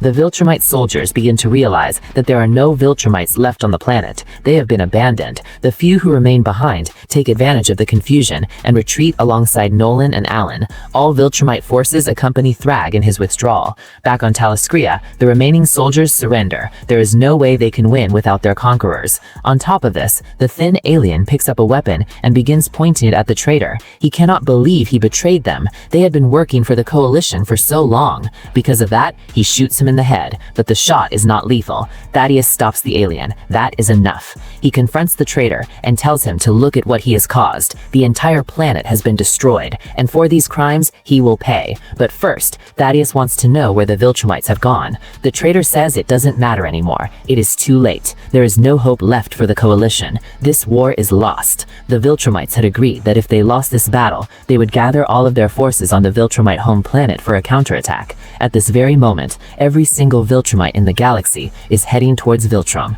and when they finally strike back, this will be the end of the coalition. Several hours after the Viltrumite attack, the war against the Viltrumites has come to an end. In the last 24 hours, the coalition has received reports from every planet. The majority of them have been abandoned by their oppressors, the Viltrumites. And now that everyone knows the coalition has Viltrumites of their own, everything has shifted in their favor. Every planet has changed sides. The question Thaedus wants answered is, where have the Viltrumites gone? Most likely they are regrouping on Viltrum. That is exactly why Thaedus wants to launch a counterattack. They need to hit them before they have time to plan anything. They are going to march into Viltrumite territory and destroy them. For this, Thaedus has assembled an elite team, the strongest of the strongest, and they are ready to go to war. Sometime later, a battle cruiser departs from the planet. They are now heading toward Viltrum. Mark's suit has been rebuilt. Invincible finds the technology here absolutely amazing. Omni-Man finds it fascinating as well. The city has been rebuilt in less than 3 days. Nolan genuinely enjoys living there. Invincible asks his father whether after all of this, he is going to stay and live here. Nolan has not made that decision yet. The only thing he knows is that he cannot return to Earth. But for now, he is not thinking too much about it. He is focused on the present. Mark is afraid of the present. He is scared. Fighting conquest was one thing, but facing dozens of viltrumites is something else entirely. He does not think he is going to come out of this alive. This battle is going to be extremely difficult. The only thing Nolan can tell them is that this is what war is. At that moment, Oliver arrives and asks about Space Racer. Nolan had been speaking with him, and the alien promised to catch up with them later. He had to pick something up first. Mark asks what that something is, but for now it would be too complicated to explain. That is why Nolan is going to leave it as a surprise. Suddenly, Thaedus arrives in the room to inform them that they will be arriving in a few minutes. It is time for one last meeting. Invincible asks if there's any way to turn back, and even though Thaedus doesn't think he is joking, he really is not. After the briefing, the team heads out into space. Invincible asks why they are not going in the ship. Thaedus responds that the planet Viltrum is a monument. The only reason the Viltrumites have returned there is because it is heavily fortified with defenses. If they approach in a ship, they will attract far too much attention. This is the first time Invincible has ever seen Viltrum. The rings surrounding the planet are artificial. They are composed of the bodies of those Viltrumites who fell to the scourge virus. Thaedus tells him that this is a monument to sacrifice. That is why the planet is essentially a tomb. There is nothing left of the Viltrum that Nolan once knew, but they must prepare themselves because there are dangers ahead. What they do not know is that inside these rings, living Viltrumites are hiding, and as the coalition team approaches the planet, Thaedus is attacked from behind. The Viltrumite known as Anissa is disgusted that Thaedus is here. He is a traitor. At that moment, Battle Beast attacks the Viltrumite. He wants more fighting and less talking. Nolan thinks that Battle Beast alone might be enough to handle Anissa. The rest need to prepare for the combat ahead, because right in front of them, Thragg is waiting with all of the surviving Viltrumites. The Regent informs all enemies of the Empire to prepare to die. Thaedus gives them some last-minute advice. The Viltrumites outnumber them. They need to move from opponent to opponent quickly and not allow themselves to be overwhelmed. Thaedus wishes Space Racer were here. He is very fast. And miraculously, Space Racer arrives with company. He has managed to capture several Ragnar, creatures that are capable of killing Viltrumites. Between these creatures and Space Racer's gun, this battle has just become a much more level playing field. Thragg begins to watch as his people are devoured by the Ragnars and urges his fellow Viltrumites to escape and evade them. Anissa takes advantage of the moment to attack Nolan. She cannot believe he betrayed them this way, sharing all of the Viltrumites' weaknesses with the coalition, but even so, she tells him it will not be enough. On another part of the battlefield, Tech Jacket is firing his new toxin missiles, but a Viltrumite manages to grab him from behind. However, Alan rushes in and with a single blow sends the Viltrumite's head flying. More enemies begin closing in on Alan, but this time the Anopan does not hold back his strength and begins to tear them apart one by one. Invincible and Oliver are also fighting multiple opponents. The Viltrumites are underestimating Oliver, and this enrages him so much that he delivers a devastating blow to one of them. Thragg watches as his forces begin to fall, but still urges his fellow Viltrumites, for the glory of the Empire, to not give in and not to question his words. Suddenly, Invincible comes face to face with Thragg himself. Thragg observes from a distance and orders someone to stop Invincible, but Mark delivers a powerful punch to his stomach, a punch that is quickly countered by the Regent. Mark stood no chance. Oliver, seeing that his brother is in danger, leaps at Thragg. However, the Regent grabs him by the arm. He has been listening to Oliver's taunts and finds them quite amusing. He even has one for Thragg himself, and then delivers a blow to Oliver so devastating that it tears off his arm and shatters his jaw. From the distance, Nolan watches the tragedy unfold. Invincible, who is nearby, can no longer hold himself back and launches himself at Thragg, but no matter how many blows he rains down in revenge, all he manages to do is draw a few drops of blood from Thragg. The Regent finds this insulting. Even Conquest feared him, but Invincible does not fear Conquest. He reveals to Thragg that he was the one who killed the Elder. The Viltrumite soldiers are stunned. Nolan reaffirms what his son said. Mark killed Conquest, and none of those present are stronger than that Elder. This information distracts the Viltrumites, and Thaedus wants to use this moment to do something. Thaedus gathers all of the coalition soldiers, and as a group they begin flying towards a single point. Thaedus gives Space Racer the order to fire at the center. Following this unstoppable shot, the coalition soldiers fly directly into Viltrum planet. The impact is so powerful that they manage to destroy the Viltrumite homeworld. Earthquakes shake the ruins of the Empire. Nothing is left standing, and the ones responsible are the traitors, Nolan, Thaedus, and Mark. As the planet implodes in space, the battle continues. No one can let their guard down or they will be killed. Soon, everyone is caught in the shockwave of the planet's implosion. The lifeless bodies that made up Viltrum's rings are sent flying through space like projectiles, striking every combatant in the field. Mark manages to spot his brother in the distance and flies towards him to recover his body. Meanwhile, his companions begin to recover.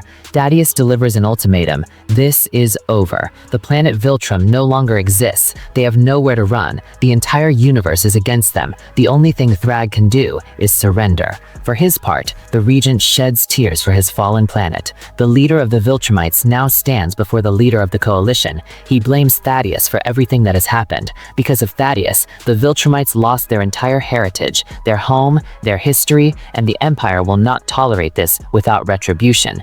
Thaedus explains to Thragg that he no longer has an empire. He needs to surrender. The regent does not know the meaning of that word. He launches himself at Thaedus, grabs the old man by the head, and tears it off. And with the decapitated head of the coalition leader in his hands, he declares revenge for Lord Argall, the true and legitimate king of the Viltrumites. Nolan and Alan are left completely stunned by what has just happened, and even more so by what follows. Thragg destroys Thaedus' skull. The battle has been absolute chaos. Battle Beast floats unconscious in space. Invincible weeps for his fallen brother. Nolan and Alan prepare themselves for what is coming. Thragg and the remaining surviving Viltrumites regroup, because according to the regent, they're next. Thragg initiates combat and launches himself at Invincible, but Mark manages to counter. He is furious. Thragg killed his brother. However, Invincible's blows do nothing to the regent. Thragg grabs him by the throat. The regent is enraged. He has lost his planet. He has lost his history, his legacy. Mark destroyed his own heritage. The Viltrumites had planned to return to Viltrum triumphant once all of their numbers had been restored. Thragg has not taken anything from Mark, but Invincible has stolen the future of an entire race. That is why his death will be the first. However, Nolan intervenes and strikes the regent. He tells him to surrender, but Thragg has words for Nolan too. He is also greatly responsible for what has happened, for allying himself with the great traitor Thaedus. The reason their betrayal was kept secret, the reason Thaedus changed sides in the first place, is because Thaedus murdered Lord Argall. He caused the fall of the Empire. He killed Argall before he could ascend to the throne. He also created the scourge virus, which robbed the Viltrumites of any hope of finding a true heir to Argall. To all of this, Nolan responds that he is not the man he once was. After witnessing everything that has happened, he feels that his people deserve extinction for what they have done. But Thragg has no intention of extinction, and for everything Nolan has done to his people, he is going to die. Suddenly, Battle Beast re-enters the battle, attacking Thragg, but the regent grabs him by the neck and hurls him away like he was nothing. On another part of the battlefield, Alan is being beaten down by a squad of Viltrumites. Fortunately, Battle Beast intervenes in the fight, giving Alan a few seconds to recover. Tech Jacket has also been defeated and can barely keep himself awake. A Viltrumite interrupts Alan's rest, attacking him hard.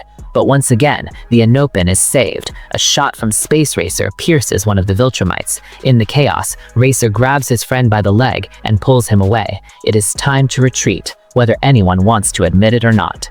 Someone still wants to go back and look for Mark and Nolan, but Space Racer has no intention of staying any longer. They are being outnumbered and outpowered. This all has been a disaster. If they don't leave now, everyone is going to die. Space Racer grabs Tech Jacket as well and begins pulling him through space. This is the most sensible decision. Nolan and Mark will have to manage on their own.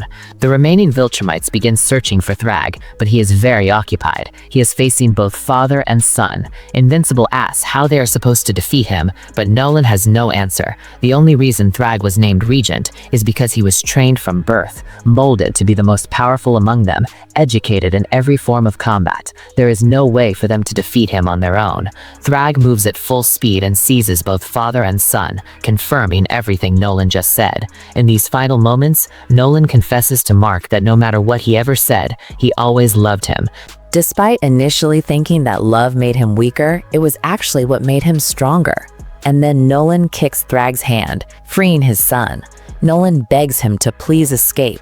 and although he does not want to, Invincible begins flying away at full speed. But Thragg had already anticipated this.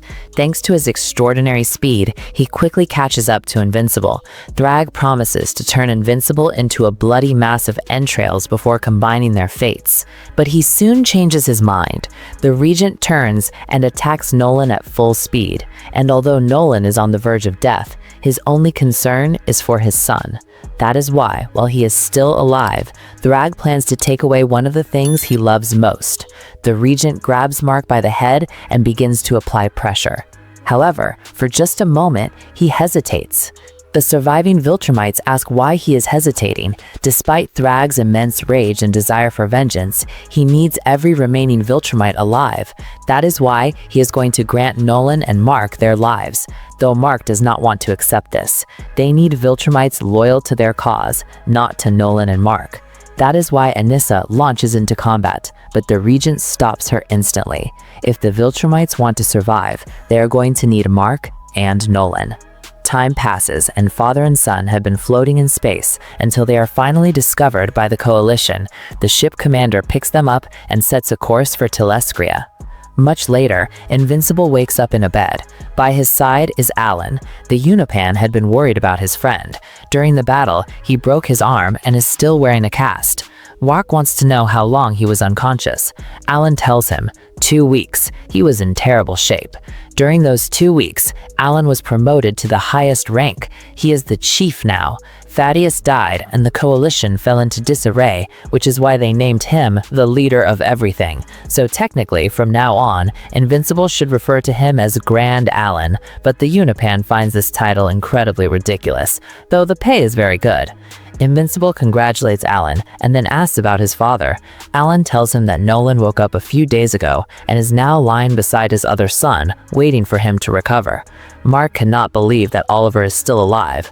Nolan explains that the viltrumite brain can survive without oxygen for a long period of time, but he believes the genetic component from his mother also helped keep him alive. Invincible cannot believe that Oliver is regenerating.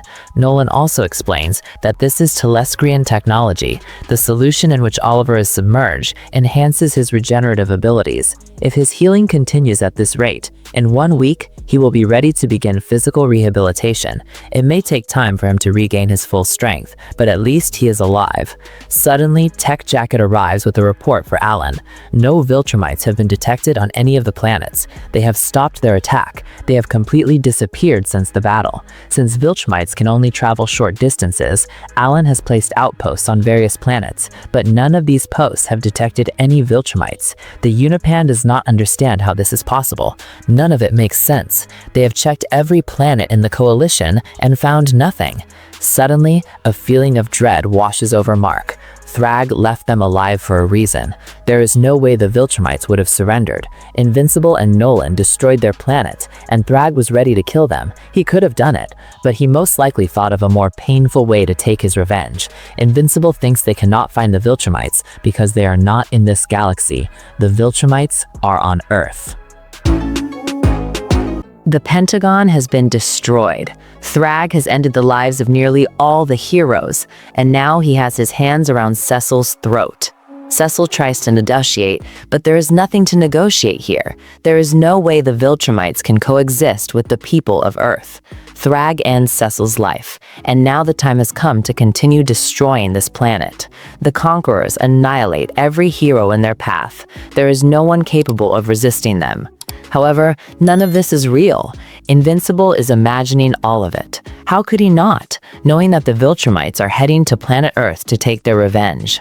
Alan tells him to stop doing that. He is hurting himself. They are not even certain the viltrumites are actually heading there, and yet Mark is completely certain. He still remembers the look on Thragg's face. He wants to hurt them. He wants to destroy them.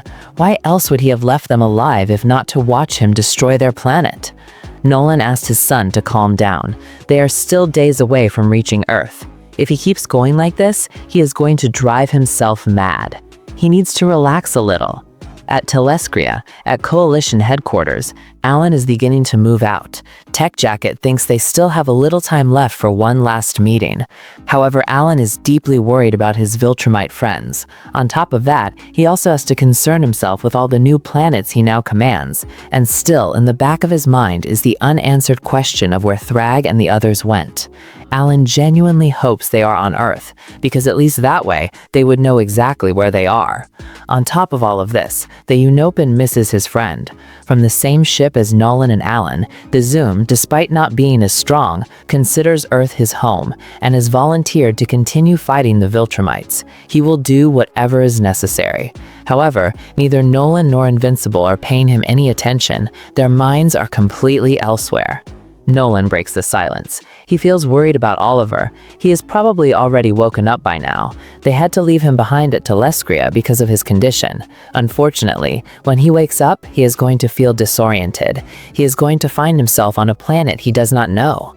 Omni-Man is being affected by very human emotions. He is worried about Earth too. Debbie is there right now.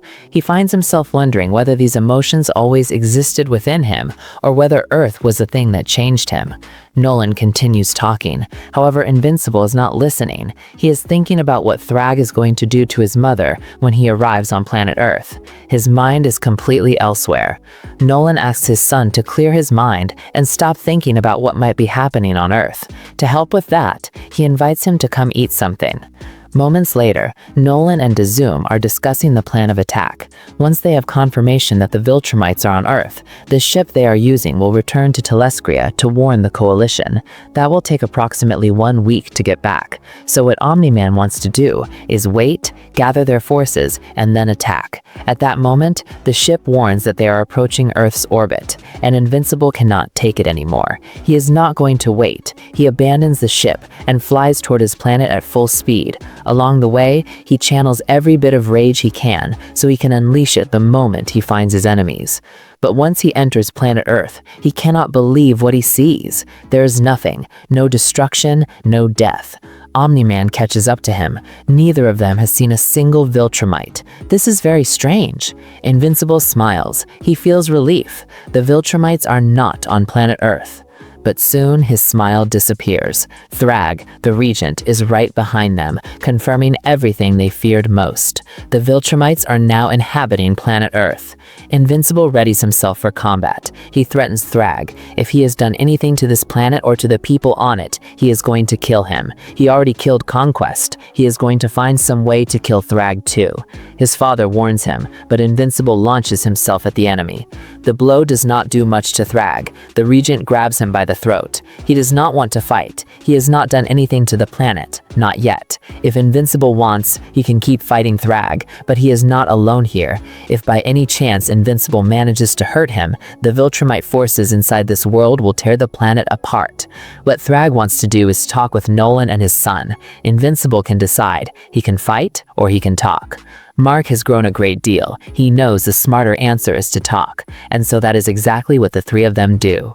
Thragg is pleased. It is a wise choice. He has come to offer a truce. There are exactly 37,000 viltrumites on the planet. Many of them are injured, but it is more than enough to split this planet in half and kill every living creature on it. There is nothing Mark or Nolan can do to stop that, and it would be fair for them to do exactly that, given what the Graysons did to Viltrum. But Thragg did not become regent of the Empire out of pure vengeance. He was chosen to govern in order to ensure the survival of his race. And he has finally learned that this is not a war they are going to survive. That is why it is over. He surrenders, under one condition. The Graysons took their planet, and now they are going to take theirs. They are already here, and they are not leaving. Nolan says he will not allow them to conquer Earth. However, Thragg tells Mark he is exaggerating. No matter how much he wants them to leave, he cannot make them leave. That is why he is proposing something. The viltrumites are going to live on Earth. The people of this planet won't even notice they are here. The only ones who will know they are here are Mark and Nolan. The Graysons will not make contact with the viltrumites, and the viltrumites will not interfere in any of Earth's affairs. They do not want their presence to be known. They will not attack. attack, but they will not help either. The viltrumite people will live as humans. They will blend in among them and will crossbreed both races. This is the only way to ensure the survival of the viltrumites. Over thousands of years, they will restore their numbers. Human DNA has proven to be nearly perfect for combining with viltrumite DNA. Their children and grandchildren will join the viltrumite ranks. They will have more children, and so on, until they have enough soldiers. Over time, they will restore the empire. Since Mark and Nolan were responsible for destroying Viltrum, they're going to provide the definitive salvation for the viltrumite people. The Graysons represent the future of the viltrumite race, what they need to become in order to survive, and that is how things are going to be. Thragg wants an answer now, and he asks Invincible, please, to not destroy the last hope his race has of surviving.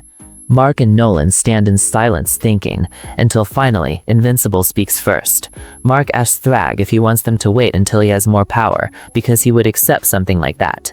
But Thragg is a wise leader. He knows that today is not tomorrow. Mark already knows the outcome of fighting the Viltrumites today, but perhaps if we postpone this until later, that will change. Thragg asks Invincible to either attack blindly or stand down and fight another day. He is done with this.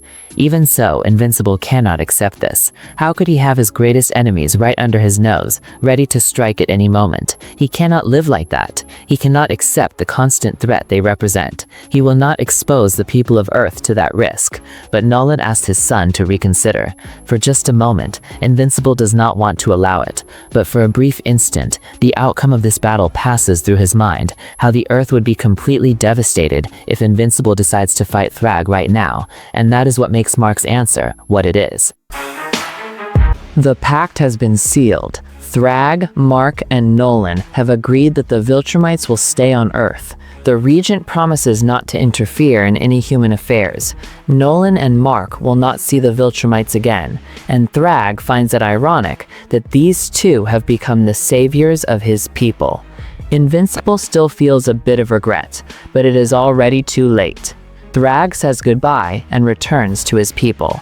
At that moment, Tech Jacket arrives, ready for war, but the war is already over. Tech Jacket is relieved. He will not have to fight super-powered aliens. Unfortunately, the Graysons leave him behind, alone. Back at Debbie's house, she is arguing with Paul on the phone. Debbie wants Paul to come pick up his things. It looks like the relationship ended very badly.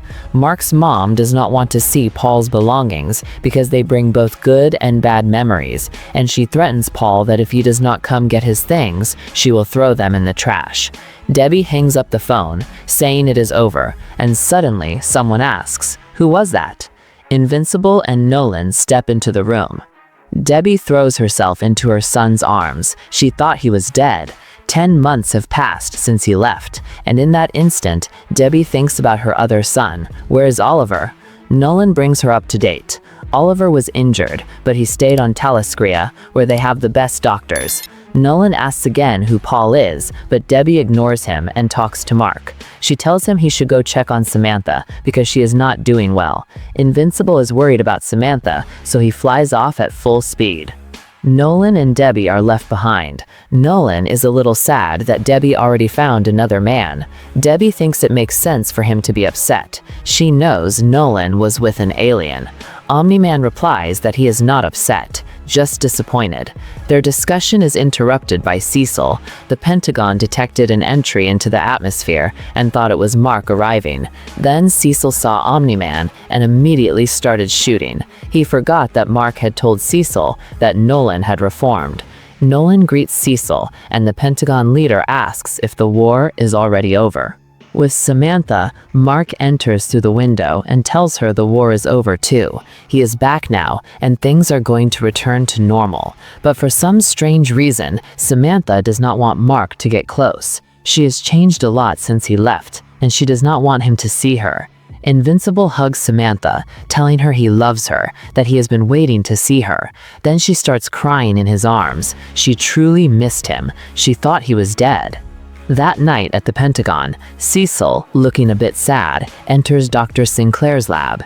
He has come to inform him they will not need anything Sinclair prepared. The war is over. For the last 10 months, Sinclair has been working non-stop and managed to build reanimin out of the bodies of the Invincibles, but now none of it will be useful.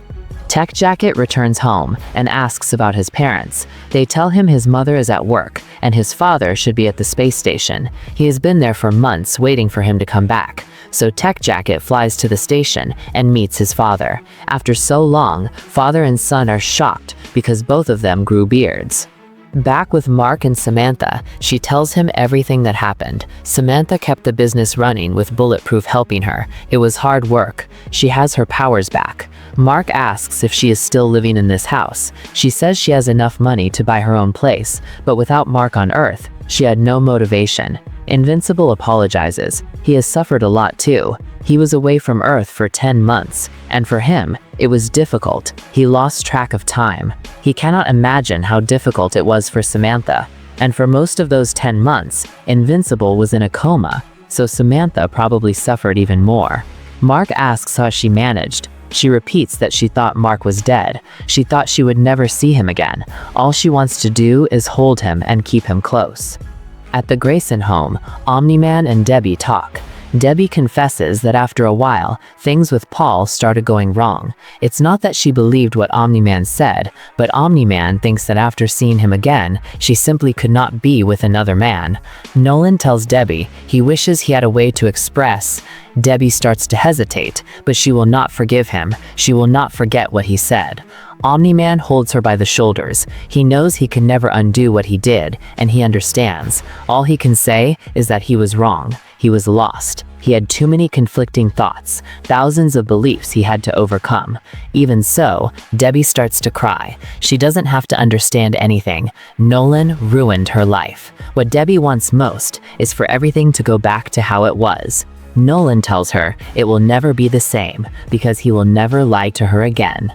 At William and Rick's apartment, Rick leaves for work, and William says goodbye, telling him he loves him. Samantha finally understands many things about the relationship William had, but the topic they wanted to discuss today was Invincible's return. Samantha realizes Mark has been back for only a few hours, and she is sure he will come here soon. William asks if Samantha has told Invincible the truth, but she doesn't know how. Invincible is flying above the skies, trying to clear his mind for a moment. He killed Conquest, destroyed Viltrum, ended the Viltrumite Empire, but now they're on Earth. The war ended, yes, but they did not win. And on Thalascria, Grand Alan receives an electronic tablet marked as urgent. When someone starts reading it, they discover it's a message from Thaedus, his last will. The message would only reach Alan if Thaedus was dead. Thaedus wrote that if he died, the war most likely went badly. He wanted to let someone know he had a weapon he kept secret. Thaedus tells him about the secret passage. The old man regrets hiding this weapon, but this option should be used only as a last resort. Thaedus leaves his sin to Alan as an inheritance, the virus. It's like the virus that decimated the Viltrumite population, but this is a perfected strain, far stronger. There is no way it can fail. Thaedus wanted Alan to use it if there was no hope of winning the war, ignoring his bonds with the allied Viltrumites, because it would be for the good of the universe, so the coalition of planets and everyone could live in peace. Every single Viltrumite would need to die. Thaedus' final message is a request. Whatever he does, he must make sure Thaedus' death was not in vain. Invincible goes to visit Art. For a moment, the tailor is happy that Mark has returned to Earth. Art also heard that Nolan is on the planet. Invincible tells him yes, and most likely Nolan will come by later.